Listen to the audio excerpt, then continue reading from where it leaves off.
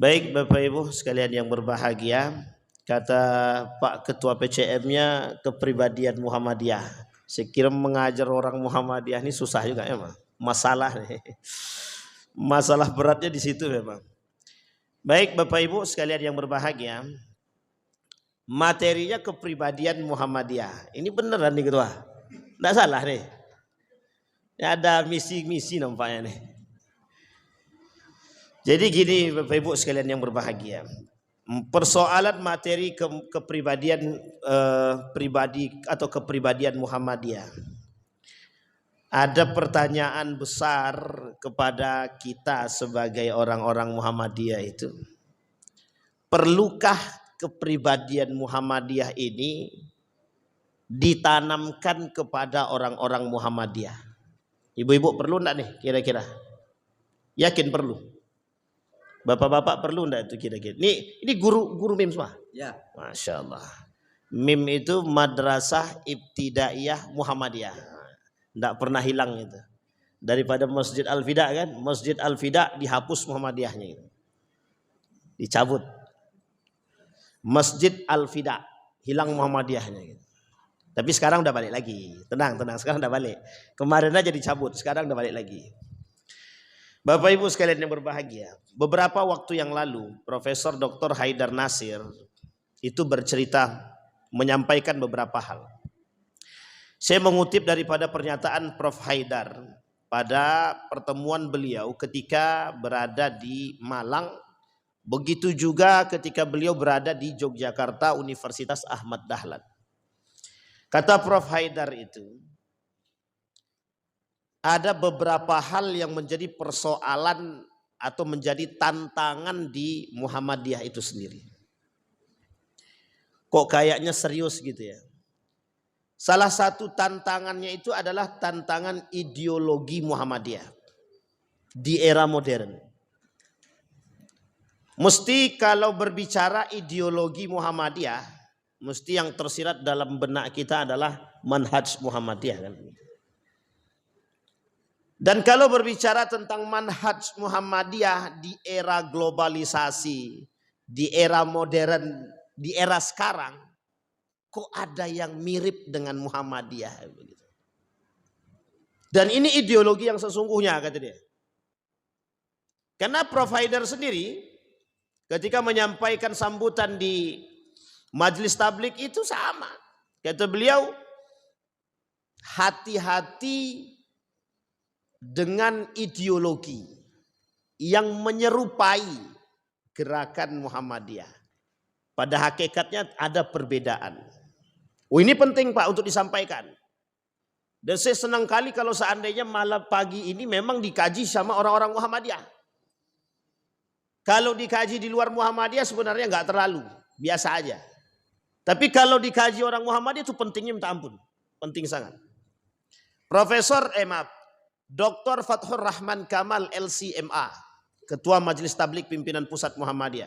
Kebetulan guru saya. Beberapa waktu yang lalu pulang dari Rohul singgah, Wan di mana ente? Ana di Pekanbaru Ustaz. Kita ketemu. Oke. Ketemu kami di hotel. Beliau minta ketemu di hotel, kami ketemu di hotel. Habis itu beliau ngajak keluar. Apa kata dia? Bagaimana masalah Pekanbaru? Selesai. Masalah apa sebenarnya? Masalah ideologi. Ini kalau kita mau vulgar, ideologi apa dulu? Masalah paham yang menyerupai Muhammadiyah. Tembak aja langsung saya bilang, enggak usah pakai bahasa basi Ustaz. Ya, gimana dengan teman-teman Salafi gitu. Oh, itu masalah. Bagi Muhammadiyah masalah. Ini serius Pak. Ini baru kita berbicara tentang kepribadian Muhammadiyah. Tapi sebelum kita berbicara kepribadian Muhammadiyah, kita berbicara dulu pada aspek ini. Sebenarnya ngapain kita bicara tentang kepribadian Muhammadiyah kalau tidak ada tantangan? Masalah kita di ideologi, tantangan kita di situ. Apa tantangan Muhammadiyah hari ini? Banyak orang-orang yang non Muhammadiyah masuk ke Muhammadiyah. Apa tantangan lainnya? Tantangan lainnya adalah mereka tidak kenal dengan Muhammadiyah. Apa masalahnya? Mereka yang merusak Muhammadiyah di dalamnya. Dari segala sisi. Banyak orang yang ngambil kepentingan, ya jangan tersinggung. Itu saya kalau berbicara itu beginilah susahnya nih gitu.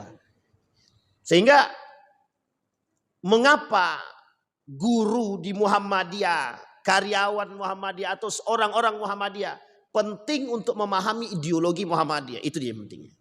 Sehingga baru kita masuk kepada kepribadian Muhammadiyah. Secara ideologinya, karakternya, Islam berkemajuannya. Sehingga kita paham maksud daripada kepribadian Muhammadiyah. Kemudian kata Prof. Haidar itu, tantangan berat itu pada ideologi. Kalau ada yang bertanya begini, menurut Bapak Ibu, apa perbedaannya Muhammadiyah dengan Salafi? Ibu-ibu, apa bedanya Muhammadiyah dan Salafi? Secara ibadah. Secara ibadah, apa bedanya? Mazhab. Salafi tak mengakui mazhab.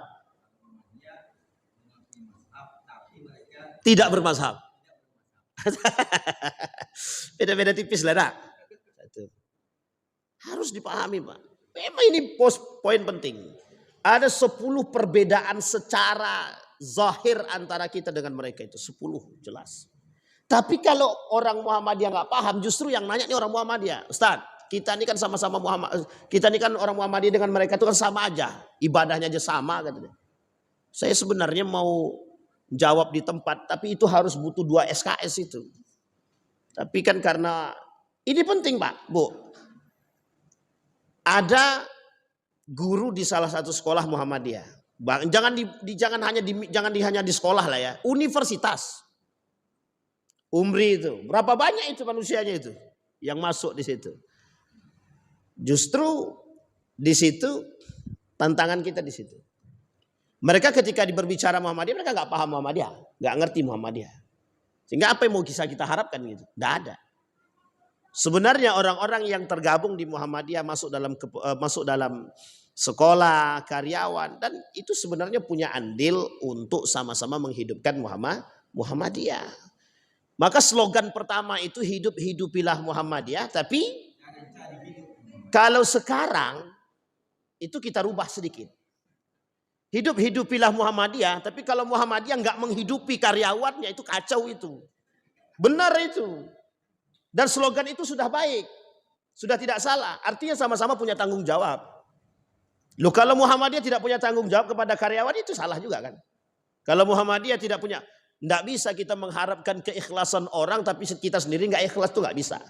Makanya yang dimaksud oleh beliau itu hidupilah Muhammadiyah itu, tapi jangan cari kehidupan di Muhammadiyah. Maksudnya adalah Muhammadiyah ini bukan ladang mencari dunia, tapi ladang perjuangan. Nah, orang yang betul-betul mencari nilai perjuangan mesti dapat apa yang dia cari, mesti dapat. Jadi jangan pikirkan maksudnya, jangan pikirkan dunia. Dunia itu datang kalau orang pikirkan akhirat itu. Dan bukan berarti mereka melepas tangan, tidak. Nah, ini poin penting yang harus dipahami. Nah, Bapak Ibu sekalian yang berbahagia, maka kita kembalikan kepada poin kita, kepribadian Muhammadiyah. Mengapa Prof. Haidar menjadi sangat khawatir akhir-akhir ini? Dalam setiap perbincangan beliau di beberapa pertemuan, beliau selalu menekankan tentang kepribadian Muhammadiyah. Banyak orang Muhammadiyah nggak pede dengan Muhammadiyah. Saya Bapak Ibu mulai bergaul di Pekanbaru ini tahun 2020. Mulai ikut dakwah keliling dari satu masjid ke masjid lain. Orang nggak tahu kalau saya Muhammadiyah. Perkiraan orang ini saya NU. Kemudian saya deklarasi. Di salah satu masjid saya deklarasi. Saya orang Muhammadiyah. Saya bilang gitu. Kenapa saya berani bangga dengan Muhammadiyah? Hari ini yang bisa menjadi poin untuk menyatukan umat itu cuma Muhammadiyah. Kenapa saya bangga dengan Muhammadiyah? Yang bisa menyatukan umat itu sekarang cuma Muhammadiyah. Salafi dia bangga dengan diri dia sendiri. NU begitu juga. Nah, kedua-dua ini berkelahi. Yang tengah-tengah siapa? Muhammadiyah. Uniknya kita nggak bisa mengambil manfaat di situ. Coba kita gandeng dua-duanya. Kita dapat manfaat kan dari dua-duanya kan? Kan lumayan. Tapi kita begitu. Makanya saya bilang Muhammadiyah adalah salah satu lembaga atau organisasi gerakan Islam, organisasi Islam yang hari ini bisa menyambut baik kedatangan modern. NU baru-baru ini mulai terasa. Salafi menolak. Salafi itu menolak. Cuma menolak modernisasi, tapi pakai HP tak tolak. Itu aja. Benar. Dengan media mereka kenceng banget dengan media itu. Tapi kalau ditanya bagaimana tentang perkembangan modern itu, mereka kembali kepada khitah mereka. Tidak mau tahu dia. Jadi tidak mau tahu dengan urusan-urusan begitu itu. Bitcoin tanya dengan teman-teman Salafi, nggak mau jawab dia. Persoalan AC Muhammadiyah nggak mau jawab. Karena nggak ada istilah AC itu nggak ada. Kita orang Muhammadiyah sudah punya Gojek, punya ojek gitu kan. Gojek Muhammadiyah misalkan, entah apa namanya itu. Lupa saya. Apa namanya nih? Lupa juga saya. Pokoknya carilah di Google ada tuh. Saya lupa tuh. Muhammadiyah kan melihat perkembangan. Oh mereka nggak mau Pak, mereka nggak mau. Begitu juga. NU itu baru punya universitas sekarang. Baru beberapa tahun belakangan ini. NU punya universitas yang mulai mereka bangun seperti Muhammadiyah. Baru. Rumah sakit mereka baru mau bangun. Sekolah-sekolah yang sifatnya modern baru mereka bangun. Kalau enggak ada Pak. Berarti Muhammadiyah sudah memulai lebih dahulu. Pertanyaannya, mengapa kita tidak bangga dengan Muhammadiyah? Itu saja. Mengapa kita kok ragu mengatakan kalau kami ini orang Muhammadiyah gitu. Sehingga yang tahlil ya tahlil juga lah kan gitu. Ustaz, aku tahlilan Ustaz di rumahku karena menghargai ya wes, boten nopo-nopo. Ya enggak apa-apa, kan begitu. Ustaz, tapi aneh ikut kendurian, ya udah. Ustaz, anak kunutan, anak yang imam, anak yang kunut gitu. Ya gimana? Karena kita enggak pernah bangga dengan Muhammadiyah. Yang kedua, orang Muhammadiyah sendiri meragukan kebenaran Muhammadiyah. Oh ini saya temukan ini. Sebenarnya Muhammadiyah ini mazhabnya apa sih? Ini salah, itu salah, nggak cocok. Kita kalau udah bicara begini bingung. Itu tengok teman-teman sana katanya. Nggak ada yang anti musik. Tiba-tiba Muhammadiyah bukankan musik lagi. Lengkap ada semua alatnya, ada gitar, ada musik, main musik pula lagi Muhammadiyah itu. Bahkan ada himne Muhammadiyah. Mars Muhammadiyah. Orang bilang kalau orang-orang Muhammadiyah ini indak jale. Nah, makanya disebutlah Muhammadiyah itu abu-abu. Saya bilang ya itu karena kita nggak paham dengan Muhammadiyah. Jadi Muhammadiyah ini, Bapak Ibu sekalian yang berbahagia, tidak bisa dipandang dari satu sisi, nggak bisa. Bapak Ibu berbicara tentang agama, doktrin, ideologi. Muhammadiyah tidak hanya berbicara tentang itu. Muhammadiyah berbicara tentang pertumbuhan, perkembangan. Bapak Ibu harus paham, satu-satunya organisasi Islam yang hari ini masih memegang dan tidak bisa digoyang itu Muhammadiyah. Dan Muhammadiyah kalau mau nantang pemerintah, hutang pemerintah aja belum bayar sampai sekarang. Muhammadiyah punya hutang dengan negara Republik Indonesia punya hutang sama Indonesia sekian triliun. Itu tinggal pegang tangkap selesai itu. Kalang kabut dia. Nah, ini insya Allah mudah-mudahan dalam waktu dekat bisa Bank Muhammadiyah, Mentari Muhammadiyah ini bisa sampai ke Pekanbaru. Jadi kalau sempat ke Pekanbaru kita nabung rame-rame di sono. Kita nabung rame-rame di Bank Muhammadiyah. Jadi jangan dikira Muhammadiyah itu cuma sekedar sekte agama. Cuman hanya sekedar organisasi keagamaan. Tidak. Banyak. Rata-rata orang PKS itu juga Muhammadiyah itu Pak. Rata-rata pembesar PKS itu Muhammadiyah. Jadi kalau berbicara tentang Muhammadiyah, wah ini panjang besar. Kita kembalikan poinnya Pak. Nah sekarang Bapak Ibu kita lihat. Mengapa kita penting mempelajari atau memahami kepribadian daripada Muhammadiyah. Kita lihat. Sejarah kepribadian Muhammadiyah itu. Kiai Haji Fakih Usman itu. Apa yang diharapkan dari penekanan kepribadian? Biar orang Muhammadiyah itu sadar bahwa mereka ini bukan orang yang mohon maaf lepas atau mereka sekuler, bukan. Sesat tidak. Biar mereka paham bahwa Muhammadiyah ini adalah organisasi keagamaan yang berpegang teguh pada prinsip Al-Quran dan Sunnah. Itu yang paling penting. Ustadz, tetangga sebelah juga begitu. Tetangga sebelah itu juga berpegang teguh dengan Quran dan Sunnah. Ada bedanya. Apa bedanya? Sekarang saya tanya ibu-ibu yang mim. Kita, slogannya kita berpegang teguh dengan Quran dan Sunnah. Teman-teman Salafi juga begitu. Sekarang perbedaan kita dengan mereka dari sisi Quran dan Sunnah apa? Ibu-ibu yang guru-guru. Kira-kira apa Bu perbedaan kita dengan teman-teman sebelah yang juga berpegang teguh dengan Quran dan Sunnah? Oh sama kok. Nah, kira-kira apa Bu? Ada yang tahu? Harus paham kita Pak.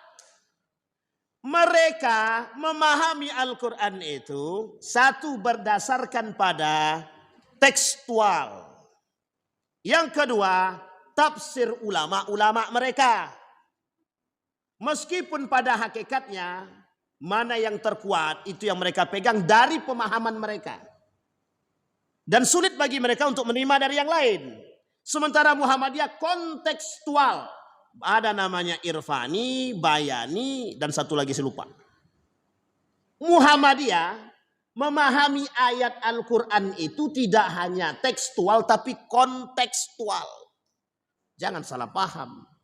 Makanya kalau berbicara tentang persoalan musik misalkan. Apa hukum musik bagi Muhammadiyah? Bapak-bapak, apa hukum musik? Ustadz. Ini yang tidak suka musik bagus, tapi kalau suka musik curiga ini. Apa hukum musik di Muhammadiyah? Ibu-ibu, apa hukum musik di Muhammadiyah? Mubah, benar, mubah.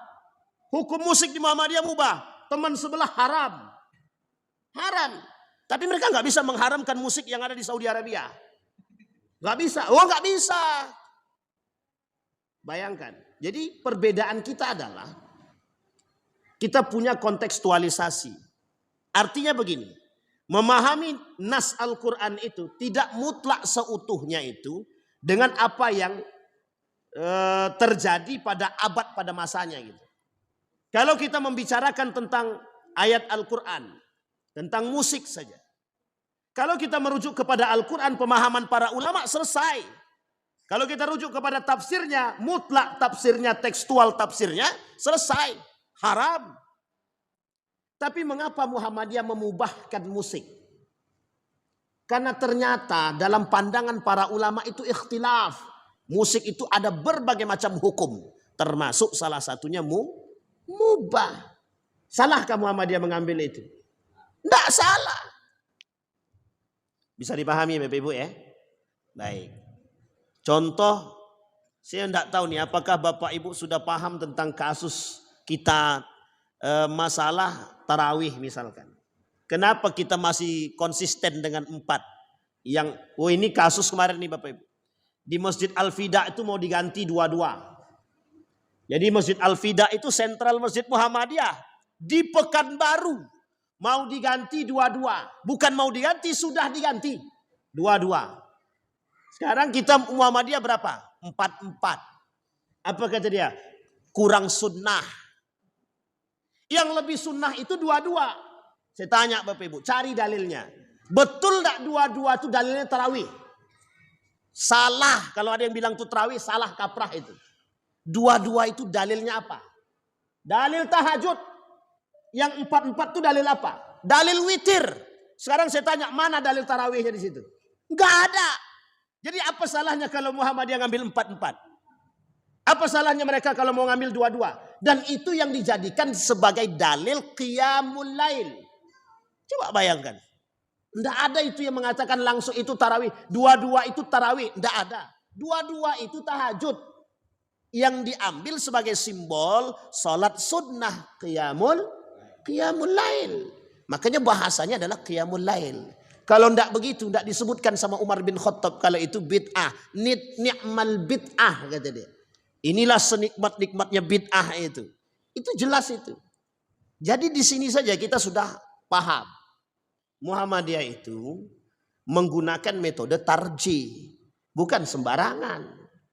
Meskipun orang-orang menolak. Contoh ru'yat dan hisab misalkan. Mereka mengolok-olok Muhammadiyah pakai hisab kata dia.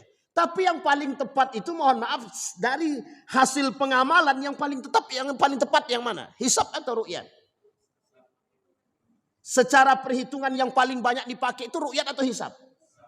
Hisab. Kalau ru'yat setiap bulan harus ditengok. Mana ada pemerintah mau tengok setiap bulan? Boro-boro mau nengok. Yang ditengok cuma Idul Adha, Ramadan, Idul Fitri. Cuma 3 itu aja. Ketika 3 itu semua pakai ru'yat. Tapi pada bulan yang lain kenapa nggak pakai? Itu masalahnya di situ. Jadi jangan Muhammadiyah apakah salahkan mereka? Tidak. Justru kita yang disalahkan kan. Karena kita menggunakan hisab. Kata mereka itu organisasi nggak jelas. Mereka menggunakan metode yang tidak valid. Tidak ada masalah tidak valid. Tapi hari ini kalau tidak ada hisab orang tidak bisa. Mau tidak mau, termasuk perkembangan dan pertumbuhan zaman, orang hari ini pasti akan menggunakan hisab. Itu pasti. Setidaknya dia akan kolaborasi hisab dan ru'yah. Mesti itu. Kalau tidak bisa dia. Nah, bisa dipahami Bapak Ibu ya. Itu persoalan. Nah maka kata Kiai Haji Fakih Usman itu persoalan kepribadian Muhammadiyah wajib harus ditanamkan dalam diri umat Muhammadiyah itu orang-orang Muhammadiyah agar mereka paham bahwa mereka pede bermuhammadiyah. Karena memang banyak orang-orang Muhammadiyah yang nggak pede dengan Muhammadiyah itu banyak sekali. Nah kemudian Bapak Ibu sekalian yang berbahagia. Persoalan pengertian dan sejarah kepribadian tadi sudah dirumuskan oleh para ulama ketika di Ponorogo dalam sidang Tanwir itu 1962. Kemudian dilanjutkan pada Muktamar Muhammadiyah ke-35 di Jakarta dan lain sebagainya. Kita lihat fungsi dan hakikat kepribadian Muhammadiyah itu. Selalu diingatkan oleh Prof. Haidar dalam beberapa forum. Apa kata dia? Sebagai landasan, pedoman dan pegangan setiap gerak Muhammadiyah menuju cita-cita terwujudnya masyarakat utama. Adil, makmur yang diridhoi oleh Allah. Maka kalau kita berbicara sebenarnya Muhammadiyah adalah gerakan abu-abu. Itu kadang kita bingung. Itu yang ngomong, kalau orang Muhammadiyah yang ngomong itu berarti dia tak paham Muhammadiyah. Orang luar yang ngomong ya wajar karena memang mereka bukan orang Muhammadiyah. Yang menyakitkan itu orang Muhammadiyah sudah tak paham, dia pula yang merusak Muhammadiyah. Itu yang lebih parah lagi itu. Jadi memang banyak. Apalagi mohon maaf nih orang Muhammadiyah yang terafiliasi. Ini orang Muhammadiyah ya. Ini saya kasih kasus nyata. Kadang bingung kita. Tahu Bapak Ibu Masjid Abu Bakar Siddiq itu? Itu namanya orang Muhammadiyah yang terafiliasi namanya. Jadi terafiliasi ke Salafi. Sebenarnya tidak ada masalah Bapak Ibu. Kita ini tidak punya masalah dengan siapapun, tidak punya masalah. Dengan Muhammad NU kita tidak punya masalah. Sangat tidak punya masalah. Dengan teman-teman Salafi kita tidak punya masalah. Bahkan secara ibadah kita punya banyak kesamaan dengan mereka. Cuma masalah kita satu aja. Tolong kami jangan dirusak. Itu aja. Tolong kita jangan dirusak. Tidak usah mengkafirkan, menyesatkan, tidak usah. Apalagi ketika Ustadz Adi Hidayat dikafirkan. Ustadz Adi Hidayat itu dihalalkan darahnya untuk dibunuh. Kan kacau itu. Pertanyaannya mereka sudah menjadi panitia masuk surga gitu loh. Kan kacau itu. Nah, kita bicara ini ya. Bapak Ibu kalau kemarin datang di acara AIK, Al-Islam dan Kemuhammadiyahan yang ada di Universitas Muhammadiyah Riau yang langsung diisi oleh ketua Majelis Tabligh pimpinan pusat Muhammadiyah. Itu lebih parah lagi. Dan beliau kata banyak orang Muhammadiyah yang terafiliasi justru merusak gitu ya. Lawan berat kita bukan dari luar tapi justru dari dalam gitu deh. Itu disampaikan langsung sama dia. Saking parahnya. Bukan hanya di sini, di mana-mana. Nah sekarang kita nggak pede kok. Makanya kita nggak bangga. Ada yang bilang begini. Orang Muhammadiyah itu baca Qur'annya rusak-rusak. Dia bilang langsung sama saya. Kami tidak mau imamnya orang Muhammadiyah. Nggak benar. Gitu. Kalau sempat Ustadz tadi yang jadi imam, dia mau bilang apa? Jadi pas yang ditengok yang rusak gitu loh. Pertanyaannya apakah semua mereka baik semua? Belum tentu juga kan. Jadi kadang-kadang, ya itu tadi, kalau saya mau lebih vulgar lagi, kadang-kadang kurang sehat gaya berpikirnya. Kadang-kadang kita butuh akal sehat. Ya kalau bahasa Ustadz Fathur Rahman kemarin, ya dosen-dosen pimpinan-pimpinan PWM itu kurang ngopi gitu dia. Ah itulah cocoknya gitu. Jadi sesekali diajak ngopi bolehlah. Baik, kemudian hakikat kepribadian Muhammadiyah, wajah dan wijhah. Benar. Wajah dan wijhah. Apa maksudnya? Maksudnya adalah muru'ah, saksiyah, kepribadian. Kita perlu Pak, kita perlu paham. Mencerminkan pada 3 hal kata beliau. Yang pertama adalah untuk memperkuat saksiyah seseorang. Adapun 3 perikat tersebut adalah gerakan Islam, dakwah dan tajdid. Itu hakikatnya. Jadi hakikat Muhammadiyah ini ibu-ibu, bapak-bapak yang guru nih, itu sebenarnya hakikatnya satu, selain daripada gerakan Islam, kita dakwah. Memang mendakwahkan Muhammadiyah memang. Menyampaikan Muhammadiyah. Sekarang ini kan sekolah Muhammadiyah punya kurikulum. Kalau di sekolah ini Ismuba kan namanya, Ismuba. Kalau di universitas itu AIK namanya, Ismuba. Nah kita sekarang ini sedang berdakwah bagaimana ketika Bapak Ibu boleh perhatikan. Mengapa orang mau masuk Muhammadiyah? Ada alasan lain. Selain daripada murah kah? Atau apa alasannya? Sebenarnya alasan sederhananya adalah karena ditolak di negeri, itu aja. Karena ditolak di negeri masuk dia ke Muhammadiyah. Itu sebenarnya fakta yang realistis begitu ya. Fakta yang jelas kan begitu. Tapi Bapak Ibu sekalian yang berbahagia, disitulah peran kita dalam dakwah. Muhammadiyah itu gerakan, makna gerakan saja kita sudah paham. Artinya apa? Bergerak. Makanya Muhammadiyah tidak bergerak dalam satu bidang. Muhammadiyah berdakwah dalam semua bidang. Mana ada organisasi Islam yang punya AC? Coba cari. Insya Allah bentar lagi sampai. Mudah-mudahan di 2 tahun atau tahun depan sudah bisa sampai AC Muhammadiyah ke sini. Saya lupa mereknya apa. Apa nama mereknya? Siapa yang tahu? Boleh diceklah di Google itu. Ada namanya AC Muhammadiyah namanya itu. Jadi Muhammadiyah sudah punya AC sendiri. Merek AC sendiri. Jadi besok kalau sudah punya semua, apa yang mau kita pakai punya Muhammadiyah semua kan? Bank Muhammadiyah, Gojeknya Muhammadiyah, AC-nya Muhammadiyah. Kan enak itu. Untung enggak karpetnya Muhammadiyah. Masjid Muhammadiyah kita udah punya. Bapak Ibu bayangkan, sekarang saya tanya, Bapak, kita bicara fakta ya. Mana masjidnya Nahdlatul Ulama? Ada nggak NU punya masjid? Ada Pak. Yang spesifik punya masjid itu cuma Muhammadiyah. Yang spesifik punya masjid itu cuma Muhammadiyah. Rumah sakit punya. Ada Bu? Apa namanya? AC-mu. Wah coba bayangkan. Tapi nggak tahu dingin apa tidak ya, karena kita belum coba. Setidaknya kalau, iya Pak. Sekarang saya tanya Bapak Ibu. Kalau kita bicara kepribadian ya, mengapa ekonomi kita ini merosot? Orang Indonesia kan nggak bangga pakai produk dalam negeri kan? Sehingga mohon maaf, artis-artis itu lebih bangga dia branded luar negeri. Pertanyaannya adalah, kira-kira produk dalam negeri itu kalah saing nggak dengan luar negeri? Tidak. Saya punya sepatu asli buatan orang Indonesia di Yogyakarta sampai hari ini belum rusak, nggak pernah dipakai. Tapi pernah saya pakai 3 tahun pertama. Tidak ada rusak sama sekali. Sampai sekarang. Memang tidak ada merek itu. Tidak ada merek sama sekali. Tapi tahan Pak. Artinya adalah itu bukan persoalan kuat atau tidak kuatnya. Persoalannya kita bangga dengan kepribadian kita atau tidak. Saksiyah. Itu yang disebut dengan saksiyah. Sama. Orang Muhammadiyah yang menjelek-jelekkan Muhammadiyah. Berarti dia nggak punya kepribadian Muhammadiyah. Kita boleh tanya dengan para pendiri. Ini atuk yang tua. Tuk kalau kira-kira sudah tidak ada lagi orang yang bergerak di Muhammadiyah PCM Rumbai, kira-kira tuh sakit hati nggak tuh? Sakit hati. Itu tidak bisa dipungkiri karena mereka merasa memiliki. Coba bayangkan.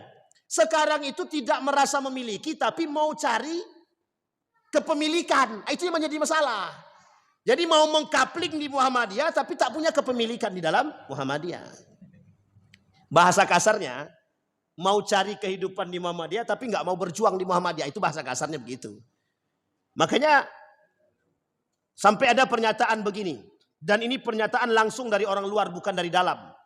Ketika melihat Prof. Haidar itu, apa kata mereka? Sulit kami temukan seorang pemimpin yang bersahaja. Coba bayangkan. Itu cuma karena memfoto Pak Haidar sedang duduk di atas lantai. Baring di atas lantai ketika menunggu kereta api. Cuma gara begitu doang.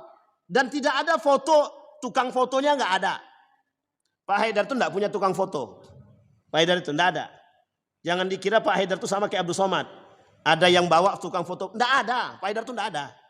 Pak Haidar itu tidak ada kameramen kayak gini, nggak ada dia. Jadi kalaupun ada orang yang memfoto dia, itu mesti orang curi foto.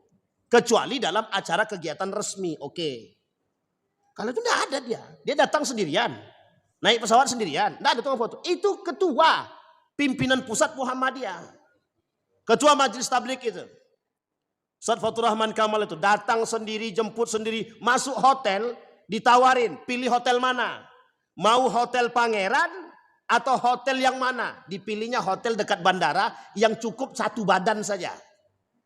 Kan cuman bentar, buang-buang duit gitu dia. Kalau kita, mending kita pilih yang agak-agak bagus dikit kan begitu. Ya dikit lah, kalaupun gak Pangeran kan begitu. Ini kepribadian Bapak Ibu, saksi. Jadi orang itu berjuang. Kalau tidak berjuang, Bapak Ibu saya paham betul. Ketika Ustadz Alfian Darmawan itu, memperjuangkan Universitas Muhammadiyah Yogyakarta itu bersama meminta dasarnya kepada anggota Dewan DPR RI pada masanya. Coba bayangkan itu. Dan itu mereka memperjuangkan UMY itu susahnya bukan main. Harusnya dapat tanah yang luas, tapi mohon maaf ya. Kita ini harus berjuang betulan. Sekarang kita lihat matan teks daripada kepribadian Muhammadiyah. Apa sih sebenarnya Muhammadiyah itu? Gerakan. Itu sudah paham Bapak Ibu semua, gerakan Islam. Nah, poinnya adalah amar ma'ruf nahi mungkar. Sekarang pertanyaannya, amar ma'ruf nahi mungkar itu dakwah atau tidak? Wal takum minkum ummatun yad'una ilal khair wa ya'muruna bil ma'ruf wa yanhauna 'anil munkar. Jelas, Pak. Jelas. Muhammadiyah gerakannya nahi mungkar. Kalau orang bilang kenapa Muhammadiyah tidak menggusur, kenapa Muhammadiyah tidak seperti FPI yang turun gerebek pergi ke tempat maksiat, gerebek gitu ya, langsung enggak, Muhammadiyah nggak mau begitu dia. Pertanyaannya mengapa Muhammadiyah tidak seperti itu? Nah, ini poin pentingnya di situ. Karena Muhammadiyah punya prinsip berdakwah itu tidak hanya dengan kekerasan, tapi dengan sikap tegas dan perbuatan. Itulah istilah nanti disebut dengan ad-dakwah bil hal namanya. Jadi Muhammadiyah lebih mengedepankan dakwah dengan hal. Dakwah bil hal itu bagaimana? Kita yang berbuat, orang lain mencontoh. Sehingga contohnya yang nyata itu dakwah bil hal itu adalah itu tadi, AC-mu tadi. Itu salah satu bentuknya. Oh, Muhammadiyah ya yang punya. Akhirnya kan orang beli juga AC-mu. Setidaknya yang paling penting ya tidak. Kalaupun orang lain tidak membeli AC kita, ya kita yang beli AC-nya kan begitu. Bapak Ibu lihat ya. Saya bersama Prof. Hilman Latif, Dirjen Haji dan Umroh pada saat itu, selama hampir lebih kurang 7 tahun. Itu pendapatan zakat infak sodakoh daripada Muhammadiyah itu per tahun bisa sampai 3 triliun. Itu dari anggota Muhammadiyah. Kira-kira pemerintah goyang nggak tuh? 3 triliun. Kalau enggak goyang, kacau pemerintah. Makanya jangan coba-coba digertak. Sekali digertak, ditarik 15 triliun, pemerintahnya yang goyang. Ntar dulu deh, ditawarkanlah tambang. Jadi Bapak Ibu harus paham dulu kenapa Muhammadiyah ditawarkan tambang itu. Salah satu sejarahnya adalah pemerintah nggak sanggup bayar hutang. Jadi negara nggak sanggup bayar hutang kepada Muhammadiyah. Salah satu caranya adalah kasih tambang. Nah, kasih tambang biar nggak apa sedikit kan, nggak lunak sedikit gitu kan. Karena kalau sempat jadi dan sudah jadi sih, sudah terbuat, sudah dibangun di Jakarta, sudah sedang dalam pembangunan gedungnya. Bank Muhammadiyah itu sudah dibangun. Dulu Pak, cara Ustadz Dr. Anwar Abbas menggertak pemerintah itu dengan itu. Pokoknya semua duit aset Muhammadiyah yang ada di Bank Mandiri, di bank-bank negara, tarik. Ketika dengar itu tarik, goyang langsung. Mulailah Pak Jokowi merapat, panggil Pak Haidar. Jangan gitulah, ntar kita coba bicarakan bersama. Begitulah bahasanya. Jadi goyang. Ini dalam sisi lain. Baik, maka salah satu gerakan yang dilakukan oleh Muhammadiyah itu amar ma'ruf nahi mungkarnya dengan dakwah bil hal.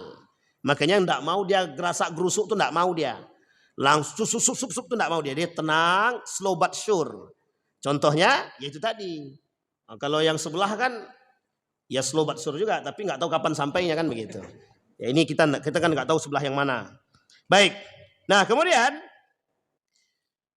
adapun matan teksnya, dasar amal usaha dan perjuangan Muhammadiyah, hidup manusia harus berdasarkan tauhid. Nah, ini yang harus saya tekankan kepada guru-guru, Bapak Ibu sekalian yang berbahagia. Ini yang penting untuk kita ajarkan kepada anak-anak, kepada siapapun, termasuk kepada para pejuang-pejuang Muhammadiyah. Kita nih harus bersandarkan pada tauhid. Akidah kita harus benar. Akidah harus benar dulu. Jangan kita terlalu membuka diri terhadap pertumbuhan zaman, tapi kita lalai dengan akidah. Jadi tak salah juga kalau ada orang bilang orang Muhammadiyah sekarang ini aneh gitu. Ya memang kadang-kadang aneh. Saya kadang aneh Pak melihat guru-guru Muhammadiyah ini joget-joget agak aneh sedikit. Ibu-ibu pula lagi kan joget-joget ya kan. Meskipun sebenarnya susah juga untuk dikatakan kan begitu. Baik, ibadah dan taat kepada Allah. Hidup manusia harus bermanfaat. Itu benar, jelas. Dan itu yang diharapkan. Mematuhi ajaran-ajaran agama Islam. Nah ini tolong. Ya, kalau kepribadian Muhammadiyah itu jelas pada asasnya begitu. Dan kalau sempat ada guru Muhammadiyah yang tidak sholat kan kita curiga itu. Kalau ada guru Muhammadiyah nggak sholat itu curiga. Tapi mesti ada itu, mesti ada. Maksudnya ya sebaik-baiknya orang kan, mesti di antara 100 orang yang baik pasti ada satu penjahatnya kan. Gitu. Yang ya kalau semuanya baik ya masuk surga semua Pak. Kasihan neraka nggak ada yang ngisi. Baik, itu yang pertama. Yang ketiga, menegakkan dan menjunjung tinggi agama Islam dalam masyarakat. Nah, di sini peran kita Pak memasukkan nilai-nilai Muhammadiyah sedikit demi sedikit. Sedikit demi sedikit. Bagaimana caranya sikap akhlak moral pribadi kita. Kita bisa bersikap Pak. Misal Pak Imam kita disuruh jadi imam di masyarakat masjid-masjid terbuka. Ya Pak Imam bisa katakan itu sikap. Maaf aku kalau sholat subuh tak pakai kunut. Kami orang Muhammadiyah bangga saja. Oh ya udah enggak apa-apa. Kami mau tahu pula. Kan peluang tuh Pak kalau begitu. Masuk. Diajak kenduri. Maaf. Kalau makannya mau. Kalau duduknya enggak mau kata dia kan. Nah, ini ada juga yang begitu tuh. Ada kemarin tuh begitu. Ustaz gimana nih Ustaz? Anak dilema ini. Kata. Dilema satu sisi mereka itu 3 harian. Orang meninggal.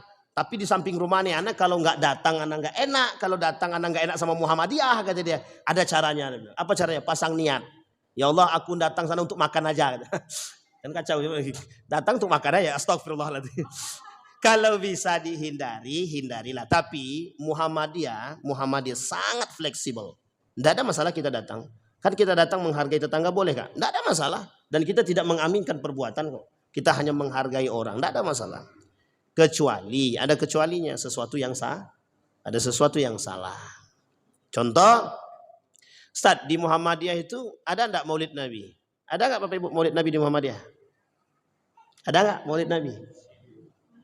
Maulid Nabi ada enggak di Muhammadiyah? Muhammadiyah memahami maulid Nabi itu tradisi.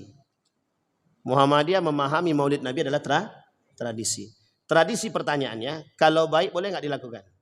Begitu cara pandang Muhammadiyah. Maka Muhammadiyah tidak memandang maulid Nabi itu sebagai ibadah konkret, tidak. Makanya kalau dalam pandangan teman-teman salafi, mereka katakan maulid Nabi itu bid'ah, dolalah, sesat. Tapi di Muhammadiyah tidak.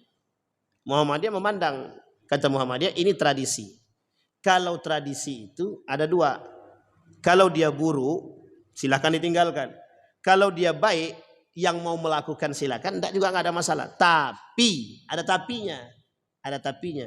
Harus sesuai dengan manhaj Muhammadiyah. Sebenarnya lebih tepat adalah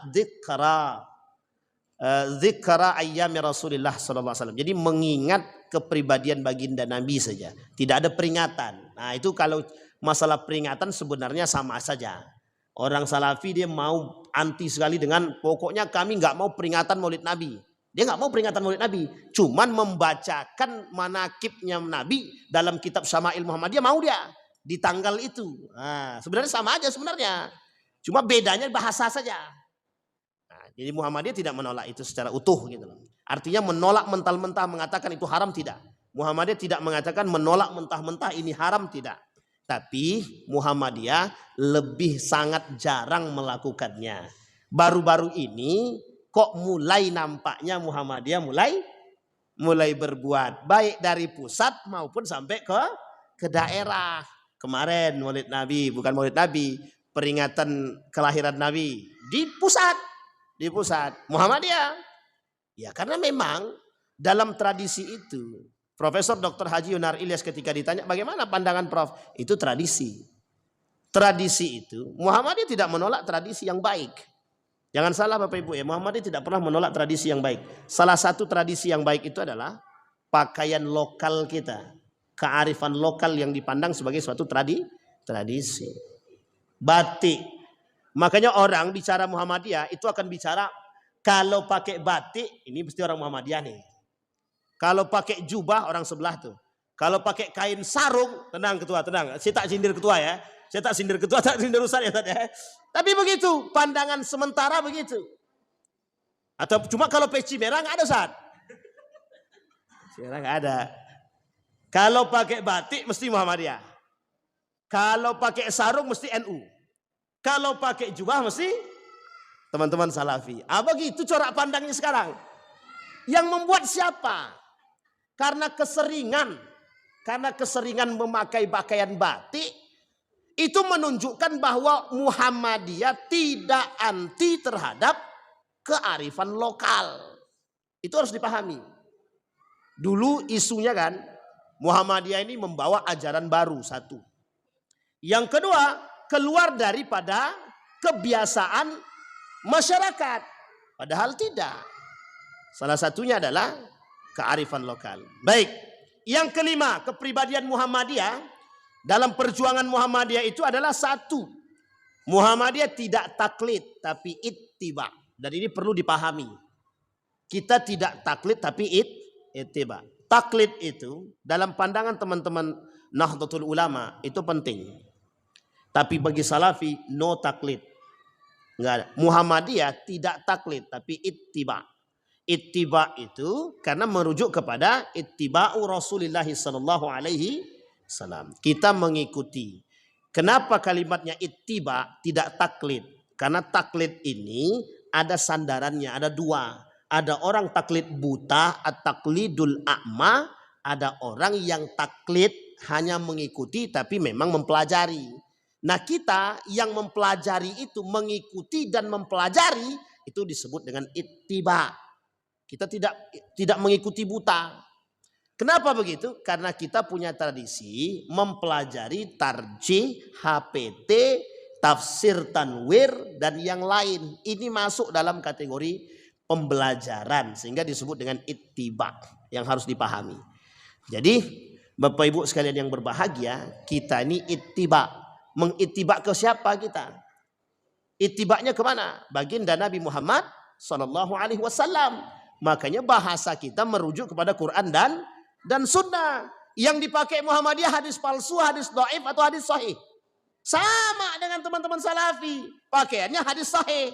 Cuma Muhammadiyah kalau tidak ada hadis sahih, hadis dhaif bisa dijadikan pertimbangan. Tidak mutlak tapi bisa dijadikan pertimbangan. Jadi jangan salah. Muhammadiyah itu bukan anti mazhab. Bukan anti mazhab. Muhammadiyah mengambil mana di antara mazhab-mazhab itu yang terkuat mana. Makanya kenapa Muhammadiyah itu mengambil yang terkuat. Nah yang terkuat itu ittiba. Ittiba sunnatin Nabi sallallahu alaihi wasallam. Mengikuti sunnah Nabi. Yang paling aman. Kalau pada konteks ini kita sama dengan teman-teman Salafi. Teman Salafi menggunakan hadis sahih. Tujuannya adalah mencari aman. Muhammadiyah pada konteks ini juga sama, mencari aman. Kita nggak berani juga Pak, pakai hadis yang mohon maaf hadis lemah. Kita nggak berani juga Muhammadiyah. Karena kita mengambil cari aman. Karena beribadah ini mana yang aman, mana yang nyaman. Kalau nyamannya, kalau dengan hadisnya lemah ke bawah itu tidak ada nyaman-nyamannya. Sehingga nggak dipakai gitu loh. Bisa dipahami Bapak Ibu ya. Maka Muhammadiyah lebih kental begitu. Nah, jangan salah, kita butuh itu. Melancarkan amal usaha perjuangan dan ketertiban organisasi. Ini adalah ladang perjuangan khusus bagi kita orang-orang Muhammadiyah. Ya berdakwah itu tidak usah pandang bulu lah. Kalau bisa kita akan hidup di Muhammadiyah ini. Kalaupun kita mencari, mohon maaf ya, kalaupun kita mencari kehidupan, ya diimbangilah dengan perjuangan. Diimbangi dengan perjuangan. Yang saya sesalkan adalah teman-teman yang terafiliasi dengan Salafi itu. Kita mohon maaf Bapak Ibu, mohon maaf, saya sampaikan apa adanya. Muhammadiyah sama sekali tidak memusuhi siapapun. Orang NU mau jadi guru di Muhammadiyah, asal dia mau ngikuti Muhammadiyah selesai.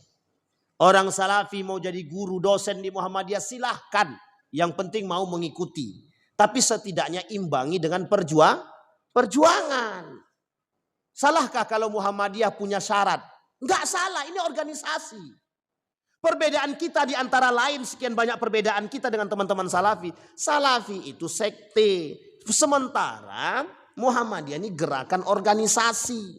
Gerakan organisasi itu struktural. Harus ada persyaratan yang harus dipahami dan dipenuhi. Jadi jangan salahkan, masuk Muhammadiyah udah kayak mazhab baru, agama baru katanya. Pakainya KTA, kartu tanda anggota. Kalau enggak mau enggak usah masuk, selesai. Ngapain rempong-rempong? Tapi kami butuh, itu masalahnya. Gara-gara kita butuh, kita sudah masuk kita salahkan. Bahkan banyak Pak orang-orang yang minta itu, Ustadz bisa enggak tolong masukkan kami ke Muhammadiyah? Mau ngapain? Mau minta rekomendasi untuk apa? Jadi pembimbing haji. Ente sudah berapa lama di Muhammadiyah? Aku bukan orang Muhammadiyah, minta tempat lain, saya bilang itu. Serius Pak. Cuma memanfaatkan saja. Dan itu sudah biasa, di Muhammadiyah kan sudah biasa begitu. Dimanfaatin orang biasa itu. Memang udah bawaannya begitu memang. Ya, karena kan kita bermanfaat, kan kita bermanfaat untuk orang lain. Makanya Bapak Ibu, sebenarnya tidak ada alasan bagi kita untuk tidak bangga bermuhammadiyah. Jujur Pak Bapak Ibu, saya kasih tidak ada alasan bagi kita untuk tidak bangga bermuhammadiyah itu. Dari berbagai macam aspek. Ustadz, kalau kita lihat Ustadz, hari ini tidak ada ulama Muhammadiyah yang seperti ulama-ulama sebelah yang kokoh dengan ada yang hadis sahih, nggak penting, nggak usah. Kita nggak usah berantem dengan begituan, nggak capek-capek. Yang penting kita sekarang ini ngajak orang ke masjid itu udah susah aja. Jamaah tablik aja keliling-keliling ngajak orang ke masjid itu dari 10 paling 1 orang yang masuk. Ini sudah kerjaan kita cuma berantem, masjid kosong. Nggak ada yang sholat gitu. Kerjaan kita cuma berantem aja Pak. Saya jujur Pak, termasuk orang yang mohon maaf ini kita kasih contoh ya. Saya kasih contoh real fakta ini. Kemarin itu ada perdebatan antara tokoh NU, kita anggaplah mungkin dari sisi, nggak tahu apakah dia mewakili NU atau bukan, mudah-mudahan bukan mewakili NU lah, tapi anggaplah dari dai muda yang mungkin dekat lebih condong ke sana gitu. Yang kedua, lawan debatnya adalah orang-orang dari teman-teman Salafi. Uniknya, tahu Harry Pras kan, Bapak Ibu ya? Tahu Harry Pras yang pernah nanya? Tahu ya? Uniknya, orang ini diadu sama Harry Pras. Harry Pras ngambil untung dari situ, Pak. Yang tadinya pengikut dia sedikit, gara-gara ada debat antara 2 ulama, antara Salafi dengan dai muda. Akhirnya untung dia Pak. Dapat duit dia. Kita yang diadu dia dapat untung. Astagfirullahaladzim. Jadi orang sekarang ini sudah nggak fair. Maka kalau Muhammadiyah ikut, kita justru bodoh kita Pak. Terjebak dalam, mohon maaf, terjebak dalam kebodohan. Kita jangan mau diadu kita. Makanya Muhammadiyah, pembuktian Muhammadiyah itu dengan gerak, dengan sikap. Itu yang disebut dengan dakwah bilhal tadi. Makanya Muhammadiyah nggak mau dia kalau disuruh debat-debat gitu malas. Nanti orang bilang, Allah nggak ada kok ulama-ulama Muhammadiyah yang jos, yang kredibel, yang bagus tuh nggak ada. Bukan nggak ada, nggak mau kami berdebat, capek. Ujung-ujungnya kan cuma satu saja, menang kalah. Oh si fulan menang, ini kalah. Sekarang ditambah lagi dengan mohon maaf modelnya sudah ada media. Tujuannya apa? Ya itu tadi, mengalahkan, membenarkan. Ujung-ujungnya adalah Ini namanya sindiran namanya. Ini sudah pakai mic luar nampaknya nih. Mic luar. Enggak apa-apa ketua, biar aja. Maksud saya ini sindiran biar cepat selesai gitu maksudnya. Oke. Dari duduknya di situ pindah ke sini itu tandanya biar cepat selesai. Ini begini saya kalau tak suruh berhenti memang tak berhenti nih. Baik Bapak Ibu ya. Sedikit lagi ketua, sedikit lagi. Sabar sedikit aja. Baik, ya Bapak Ibu ya. Baik. Nah, kemudian sifat Muhammadiyah, beramal dan berjuang. Nah, ini tolong Bapak Ibu semua. Ya ini aja ketua, insya Allah 2 slide lagi selesai. Beramal dan berjuang untuk perdamaian dan kesejahteraan. Ya kalaupun ada orang-orang yang memiliki jiwa tidak pejuang tuh manusiawi lah. Karena memang dalam satu kelompok tuh tidak mungkin semuanya pejuang tuh tidak mungkin.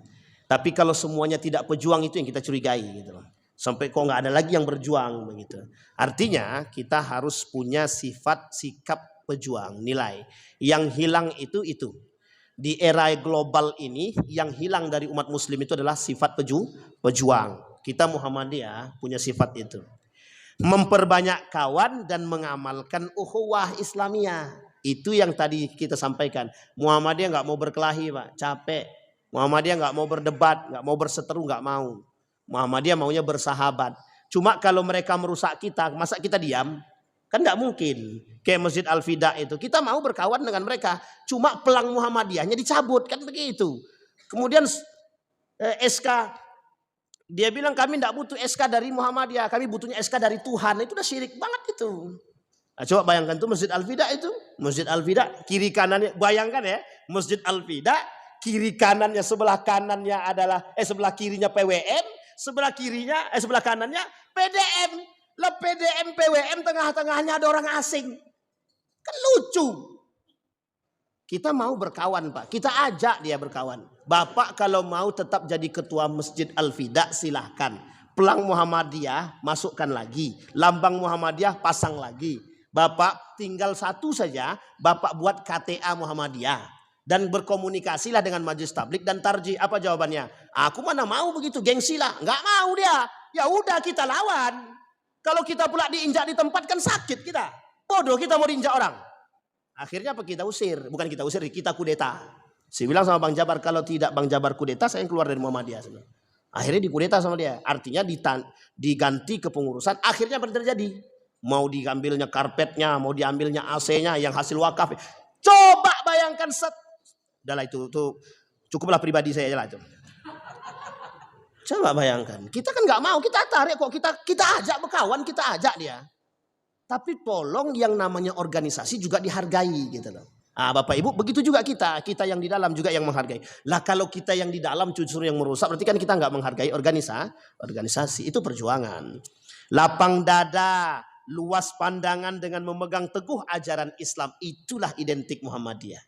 Makanya Bapak Ibu, kalau Muhammadiyah ini tidak berpegang teguh dengan ajaran Islam yang baik, tidak sampai Pak, tidak sampai kita ke Australia, tidak sampai kita ke Malaysia, tidak sampai kita ke Belanda, ke Amerika, tidak sampai. Tapi karena keteguhan itulah, makanya Muhammadiyah masuk di dunia ini, dari sekian banyak organisasi, satu di antara tiga besar, satu di antara tiga besar organisasi Islam terkaya terbaik sedunia, itu Muhammadiyah. Nah, sekarang apa lagi yang membuat Bapak Ibu tidak bangga? Nggak bangga kami, gaji kami tetap segitu juga. Nah, itu ya lain cerita, itu tergantung PCM-nya lah. Sorry Pak Ketua ya. Baik, sifat keagamaan dan kemasyarakatan, mengindahkan segala hukum, undang-undang, peraturan serta dasar negara yang sah. Amar ma'ruf nahi mungkar yang tak pernah bisa dilepaskan daripada karakter Muhammadiyah. Aktif dalam perkembangan masyarakat dengan maksud islah dan membangun sesuai dengan ajaran Islam. Makanya kita insya Allah kokoh. Muhammadiyah tetap kokoh. Sikit lagi ketua, 2 lagi. Kerjasama dengan golongan agama Islam manapun dalam usaha mensyiarkan dan mengamalkan agama Islam. Membantu pemerintah. Oh ini sudah jelas Pak. Kalau membantu pemerintah itu nggak usah kita sebut lah. Muhammadiyah harusnya pemerintah itu berhutang sama kita. Berhutang budi dan berhutang semuanya. Muhammadiyah 1912. Indonesia sudah merdeka belum? Boro-boro merdeka. NU aja belum lahir.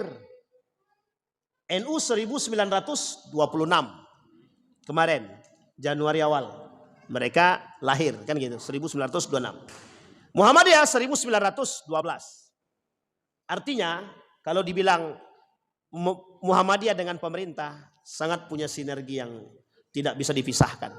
Satu-satunya adalah kenapa alasan Buya Hamka mendirikan Majelis Ulama Indonesia adalah tempat bertanyanya negara. Jadi Buya Hamka mendirikan MUI itu tempat bertanyanya negara. Biar nggak salah langkah. Itu peran penting yang tidak bisa dipisahkan. Membantu pemerintah serta kerjasama dengan golongan lain sebagai pemelihara dan membangun negara. Sudah kita lihat. Bersifat adil serta kolektif. Ke dalam dan keluar dengan bijaksana. Dan ini selalu disampaikan oleh Prof. Haidar kepada orang-orang Muhammadiyah dalam setiap ceramahnya. Muhammadiyah selalu bersinergi. Muhammadiyah mencerdaskan. Muhammadiyah mensejahterakan. Makanya Deddy Mulyana senang dia ketika kedatangan Prof. Haidar. Tahu dia, langsung dipujinya Prof. Haidar. Apa kata dia? Pokoknya anak-anak Muhammadiyah kami kasih beasiswa. Wah, maunya begitu juga kita kan. Nah, tapi alhamdulillah Bapak Ibu sekalian yang berbahagia, sebenarnya kita tidak punya alasan untuk tidak bangga dengan Muhammadiyah. Kita bermuhammadiyah karena kitalah orang yang mohon maaf memperjuangkan Muhammadiyah. Sehingga ketika ada orang yang memandang kita negatif itu biasa. Kalau orang luar memandang kita sensitif itu biasa. Kalau mereka menyakiti kita, kita yang merangkul mereka. Bukan kita yang menyakiti mereka. Sama istilah Nabi, kalau diserang baru menyerang. Kalau tidak diserang kita nggak akan menyerang, Pak. Inilah kebiasaan Muhammadiyah. Muhammadiyah tidak akan menyerang kalau tidak diserang. Nah, itu poin penting yang harus dipahami. Kata Nabi, umirtu an uqatilan nasa hatta yashhad. Aku kata Nabi diperintahkan untuk bertahan. Kalau diserang baru aku serang. Muhammadiyah begitu dia. Tidak akan menyakiti kecuali dia disakiti. Dan itu pun membalas rasa sakit itu dengan pilar dakwah, amar ma'ruf nahi mungkar. Bisa dipahami Bapak Ibu? Bisa bangga dengan Muhammadiyah? Yakin. Tapi kalau gaji kami tetap kami tidak bangga juga Ustaz. Itu kacau juga itu kan. Dan sama lah kita Bapak Ibu. Ibu insyaallah harus bangga sekarang. Penyakit yang disampaikan oleh Prof. Haidar itu adalah banyaknya orang Muhammadiyah tidak bangga dengan Muhammadiyah. Yang kedua, banyaknya orang-orang asing yang masuk ke dalam Muhammadiyah. Yang ketiga, Bapak Ibu, virus-virus liberalisme, sekulerisme, dan pluralisme mulai terasa di tubuh Muhammadiyah. Nah, itulah tujuan kita memahami kepribadian itu agar kita bisa kokoh dengan kemuhammadiyahan kita sebagai penopang ideologi Muhammadiyah. Saya kira itu saja. Karena daripada disindir mending saya cepat-cepat selesai. Meskipun sudah agak panjang juga ya kan Ustaz ya. Mudah-mudahan ada manfaatnya bagi kita semua. Mudah-mudahan menambah kokoh ideologi kita, manhaj kita, berpegang teguh kita dengan ajaran-ajaran Muhammadiyah. Insya Allah kita semua termasuk orang-orang yang husnul khatimah, pejuang amar ma'ruf nahi mungkar insyaallah. Fa'tabiru ya ulil absar la'allakum tuflihun. Assalamualaikum warahmatullahi wabarakatuh.